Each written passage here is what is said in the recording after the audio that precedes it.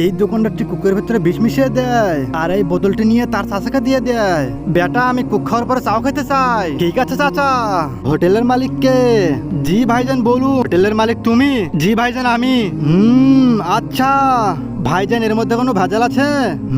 আচ্ছা ভাইজান, কি হয়েছে সেটা দেখো বলুন। ট্রাক দেখে তো মনে হচ্ছে একজন ফুটো বিচার, এখানে ঘুষ দিয়ে মামলাটা খতম করে দিয়ে যান। এদিকে একটু আসেন, আমি আপনাকে 2000 টাকা দিচ্ছি, এখান থেকে চলে যান। এই আমাকে তুই ঘুষখোর অফিসার মনে করিস? না না স্যার, আমার ভুল হয়েছে। ভাইজান আপনি কি প্রতিদিন খাবার খান? ভাইজান আমি প্রতিদিন খাবার খাই এখানে।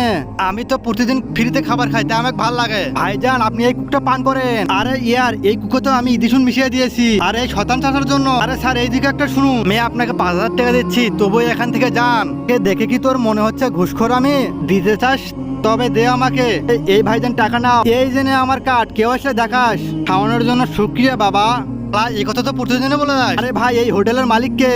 আবার কে আসলো? আরে ভাইজান নোংরা হাতে এগুলো বলাচ্ছেন কেন?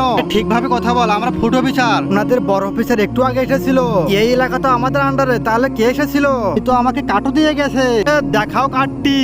তাহলে এই যে নিন কার্ড, এই নম্বরে ফোন দিয়ে দেখো তো ফোন ধরে নাকি। তার আগে যারা এই চ্যানেলটিকে সাবস্ক্রাইব করে তার মা বাবা যেন অনেকদিন বেঁচে থাকে, তারা ভিডিওটিতে লাইক কমেন্ট করবে, তাদের জন্য মনের আশা পূরণ করে দেয়। লিখেছি আই লাভ ইউ। হ্যালো ভাইজান, কে আপনি? আলাপ ফুটে তো আমরা, তাহলে তুই কে? আর আমি একজন গরিব মানুষ, আর খুব টাকার প্রয়োজন ছিল, তাই আমি ফুড অফিসার সেজে ওখানে গিয়েছিলাম। আমি স্যার আমাকে ক্ষমা করে দিন। স্যার ওই দোকানদারকে ছাড়বেন না, ওর কুক্ষে আমার পাতলা পায়খানা হয়ে গেছে। তো এ শালা তো পচামাল বিক্রি করে, দোকানে তো এর দোকান, আমাকে ক্ষমা করে দিন।